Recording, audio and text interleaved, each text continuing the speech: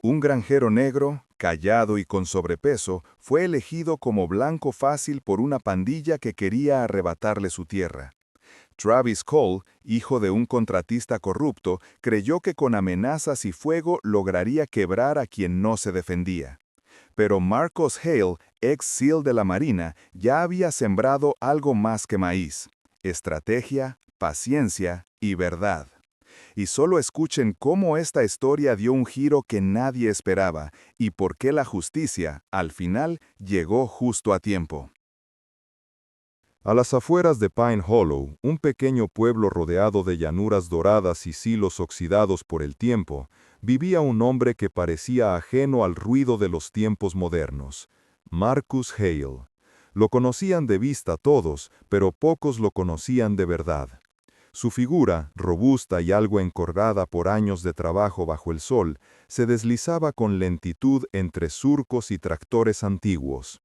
Tenía la piel oscura como la tierra húmeda después de la lluvia, y una barriga que delataba más cenas caseras que gimnasio, pero también unos hombros anchos, herencia de otro tipo de vida que nadie en el pueblo se molestaba en imaginar. Para la mayoría era el granjero solitario. Para algunos apenas un hombre fuera de lugar, demasiado callado, demasiado correcto, demasiado distinto. En especial para los chicos que seguían a Travis Cole, el hijo mayor de uno de los contratistas más influyentes y endeudados del pueblo. Travis era todo lo contrario a Marcus: ruidoso, impulsivo, convencido de que el respeto se gana con temor y no con trabajo. Heredó de su padre no solo el apellido y los contactos, sino también la arrogancia de quien nunca tuvo que ensuciarse las manos para lograr algo. Cuando Marcus rechazó por tercera vez la oferta de vender sus tierras, esas 30 hectáreas fértiles que hacían frontera con la zona que Travis y su padre querían urbanizar, las visitas comenzaron. Primero fueron bromas pesadas: una llanta rajada al amanecer, la puerta del granero apenas forzada, una cerca caída sin razón. Luego vino el graffiti, torpe pero claramente ofensivo, en letras blancas sobre madera oscura. Y por la noche, las risas, no risas alegres, sino carcajadas largas, exageradas, diseñadas para que Marcus las escuchara desde su porche, para que supieran que lo vigilaban, que querían quebrarlo. Pero Marcus no reaccionaba, no se quejaba al sheriff, no gritaba, no enfrentaba a nadie. Al amanecer recogía los restos, reemplazaba las piezas dañadas, limpiaba la pintura con un cepillo de alambre y continuaba su rutina como si el campo fuera más importante que cualquier provocación. Desde el mercado hasta la estación de servicio, quienes lo cruzaban recibían el mismo saludo: un movimiento leve de cabeza, una mirada honesta, pocas palabras. Y sin embargo, incluso esa calma parecía irritar a quienes buscaban una reacción. Para Travis, Marcus era un obstáculo disfrazado de hombre. Su padre necesitaba ese terreno para convencer al ayuntamiento de aprobar el nuevo complejo habitacional.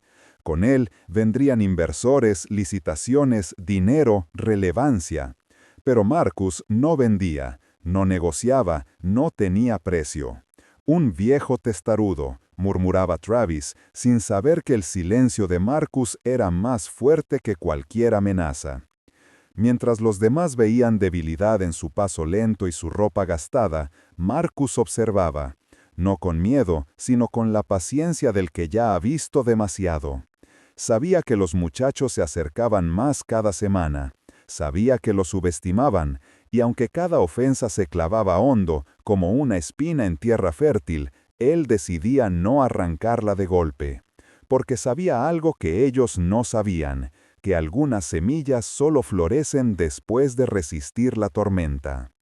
Y así, con cada noche de burlas y cada amanecer de restauración, Marcus Hale se aferraba a su tierra como a su memoria. No por terquedad, no por orgullo, sino porque había prometido defender aquello que le quedaba sin volver a caer en lo que una vez fue.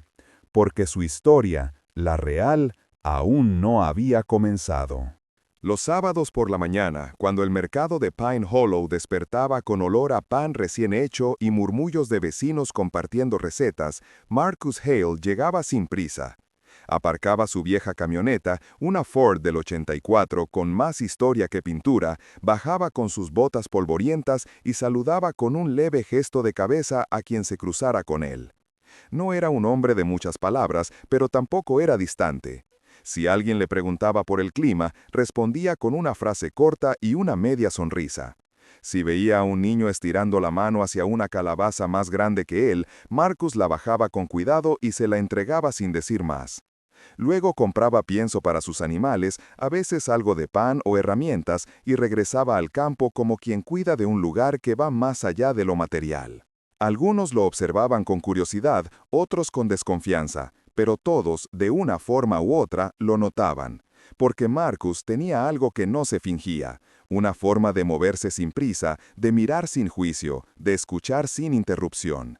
Había una quietud en él que desconcertaba, como si supiera algo que los demás aún no habían aprendido. Lo que nadie sabía, al menos no en detalle, era que Marcus guardaba una promesa, una que hizo años atrás de rodillas frente a una lápida sencilla bajo un roble. Allí estaba el nombre de Angela, su esposa, su compañera en los años más difíciles y en los más dulces. Una enfermedad cruel se la llevó en cuestión de meses, y cuando Marcus la despidió por última vez, puso la mano sobre la piedra fría y le susurró: «Nunca más violencia, nunca más muerte si puedo evitarla». Pocos sabían que mucho antes de ser granjero, Marcus había servido como SEAL de la Marina de los Estados Unidos, que había estado en zonas donde el silencio no era paz, sino preludio de algo peor, que conocía de cerca el peso de una orden, la velocidad de un disparo y la culpa que no se borra por cumplir con el deber. Había visto lo mejor y lo peor del ser humano, y había regresado con cicatrices que no se veían desde fuera. Por eso, cuando Angela enfermó, él eligió una vida distinta.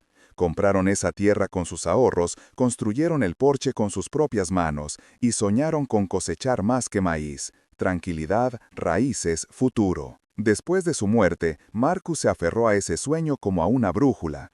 Cada cerca reparada, cada planta cuidada, cada animal alimentado, eran pequeños actos de resistencia contra todo lo que había dejado atrás. Cuando el mundo se volvía ruidoso, él volvía a la tierra. Y cuando la injusticia golpeaba su puerta, él respiraba profundo y elegía el silencio. No por debilidad, no por miedo, sino por control. Porque sabía que, si soltaba esa promesa, si dejaba escapar lo que aún dormía dentro de él, no habría marcha atrás. Una noche, sin embargo, ese límite fue puesto a prueba. Las gallinas amanecieron muertas en el corral y su viejo perro Buddy, un mestizo leal que había envejecido junto a él, cojeaba con dolor, con la mirada apagada. No había testigos ni huellas claras, solo el mensaje implícito: «Podemos hacerte daño». Marcus no dijo nada. Sentado en su porche, con el café humeando en una taza de acero, miró el horizonte largo rato. Su mano acariciaba el lomo de Buddy con ternura, mientras el sol comenzaba a pintar los campos de naranja. En su interior algo se tensó. No era ira, era una tristeza antigua, pesada, pero eligió, una vez más, no responder con la fuerza que sabía usar también. Ese gesto, esa contención, fue lo que empezó a cambiar la mirada de algunos vecinos. La señora Morgan, que lo había visto cargar sacos de harina para el centro comunitario sin pedir nada a cambio, comentó en voz baja: «Ese hombre tiene más temple que muchos de los que presumen de duros». El joven Sam, aprendiz del herrero, recordó cómo Marcus le enseñó a usar el nivel para alinear una cerca sin perder la paciencia. Hasta el sheriff, que una vez intentó convencerlo de denunciar los ataques, empezó a comprender que detrás de ese silencio había algo más profundo que simple terquedad. No era pasividad, era una decisión consciente. Y como sucede con los árboles que resisten el viento sin quebrarse, la calma de Marcus empezó a sembrar respeto. Un respeto silencioso, sin aplausos ni discursos, pero real. Porque en un mundo donde muchos gritan para ser escuchados, él demostraba que a veces el verdadero poder está en no levantar la voz, en sostenerse, en no perderse. Así crecía, sin que nadie lo notara del todo, la compasión hacia Marcus Hale, no como una lástima, sino como una comprensión lenta, profunda, humana. Un hombre que, pudiendo destruir, elegía construir, que pudiendo vengarse, elegía sembrar, que habiendo vivido la guerra, abrazaba la paz. Y eso, en un pueblo pequeño lleno de prejuicios, era más revolucionario que cualquier acto de fuerza. El calor del verano en Kansas se volvía más espeso al caer la tarde. El cielo parecía sostener la respiración, como si intuyera lo que se venía. Y Marcus Hale también lo sentía. El aire había cambiado. Ya no era solo tensión en los caminos de tierra, ni las miradas que se apartaban en la gasolinera. Era algo más denso, más cercano, como cuando, en su vida anterior, la radio militar se llenaba de un silencio extraño antes del estallido. Travis Cole había decidido cruzar la línea. Llegó una tarde con 3 camionetas, las luces altas encendidas incluso con el sol aún firme. El ruido de la música retumbaba en los campos como una provocación a gritos. En las cajas, latas de cerveza y cadenas envueltas en tela. Bajaron 5 muchachos con risas forzadas y gestos amplios, como quienes necesitan hacer ruido para convencerse de su propia autoridad. Entre ellos, uno no reía. Jonah Reed, el más joven, apenas pasaba los 17. Miraba el suelo, arrastrando los pies, la gorra baja, los nudillos apretados. No estaba allí por odio ni por convicción. Estaba porque debía dinero a las personas equivocadas y porque Travis prometía protección a cambio de obediencia. El miedo era su única brújula y lo mantenía atado a ese grupo como una cadena invisible. Marcus los vio llegar desde el porche. No se levantó, solo observó. Cuando Travis se acercó, agitando una botella en una mano y señalando los campos con la otra, gritó: «Última oportunidad, abuelo. Vende ahora o te vas a arrepentir». Marcus dejó la taza de café a un lado. Se puso de pie con calma y caminó unos pasos hasta el borde del porche. Sus botas resonaban sobre la madera como un metrónomo sereno. No alzó la voz, no amenazó, solo dijo: «Váyanse, ahora». Los chicos se rieron. Uno, quizá el más impulsivo, encendió la botella y la lanzó hacia la tierra. El cristal estalló contra el suelo y el fuego comenzó a devorar el pasto seco en segundos. Marcus no corrió, no gritó. Caminó hacia el fuego como quien sigue una rutina ya ensayada. Tomó el extintor que siempre llevaba en la parte trasera de su camioneta, lo levantó con una sola mano y apagó el fuego con precisión. No se manchó, no se quemó, no vaciló. Cuando terminó, giró lentamente hacia el grupo. Y fue entonces cuando por primera vez los chicos dejaron de reír. Porque Marcus, sin necesidad de furia ni gestos exagerados, dijo una sola frase que cortó el aire como cuchilla afilada: «Te vas a arrepentir de cruzar esta línea».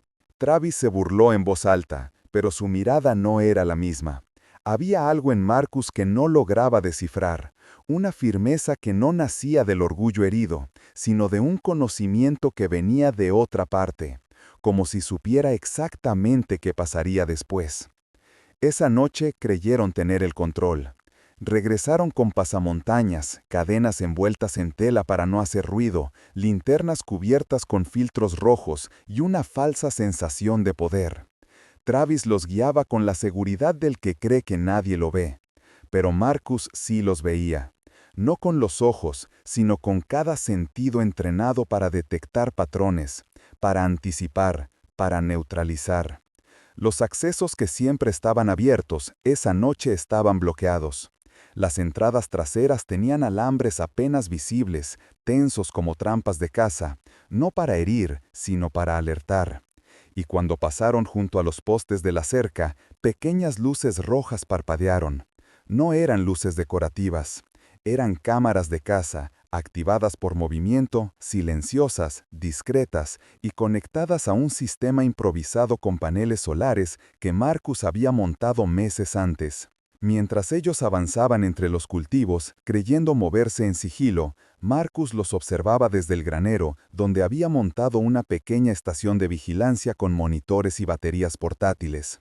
No se trataba de paranoia, era estrategia, como en los viejos tiempos cuando estudiaba rutas de extracción en territorios hostiles. Pero esto no era guerra. Esto era su hogar. Antes de que pudieran llegar a la casa, uno de los sensores activó una alerta. Marcus, en silencio, envió un mensaje de texto a la sheriff Linda Hayes.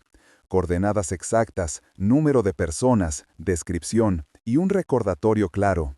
No intervendría, a menos que cruzaran la última frontera. Los muchachos nunca supieron que estaban dentro de una operación diseñada con paciencia.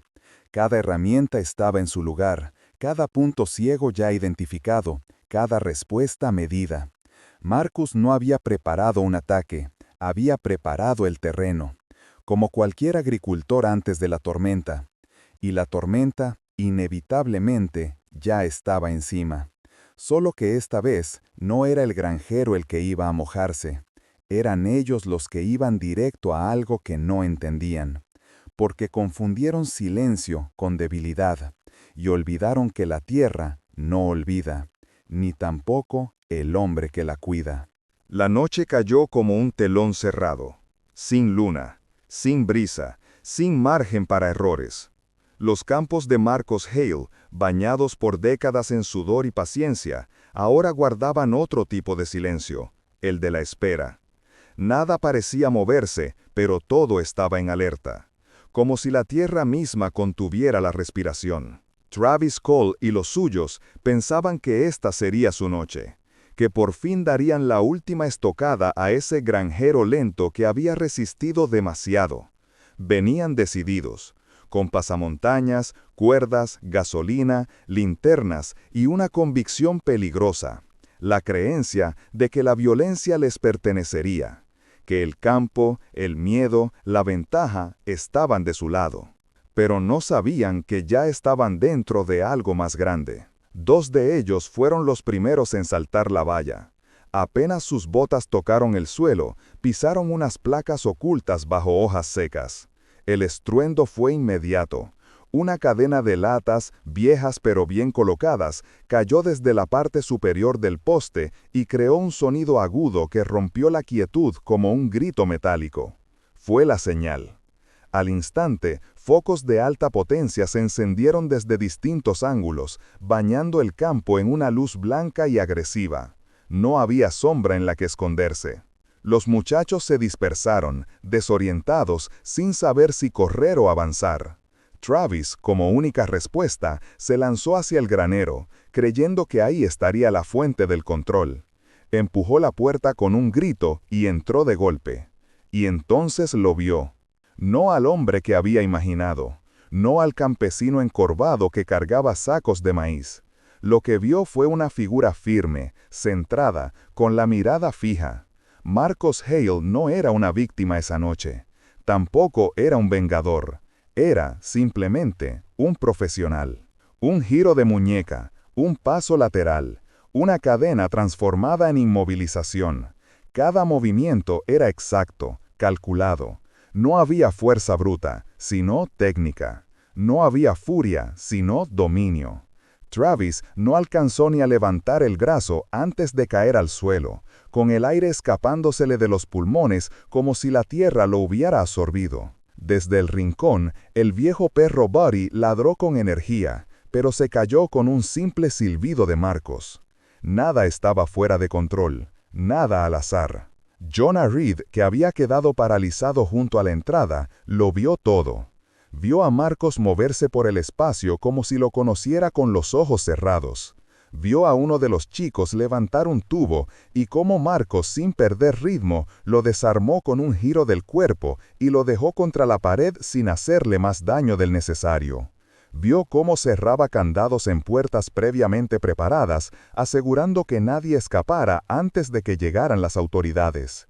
Vio, en resumen, algo que nadie le había contado: la verdad. La caricatura que Travis y los suyos habían fabricado, ese retrato falso de un hombre vencido por el tiempo y el cansancio, se rompió en 1000 pedazos frente a sus ojos. Cuando Travis, aturdido, intentó incorporarse, Marcos se agachó, lo sostuvo del cuello de la camisa sin apretar y con voz tranquila, sin alzar el tono, dijo: «No te haré daño si eliges parar». Y por primera vez, Travis no respondió. No porque no quisiera, sino porque no sabía cómo. Dudó, y en esa duda se le cayó toda la máscara. Jonah, con manos temblorosas, sacó su teléfono, grabó. No por espectáculo, sino por necesidad.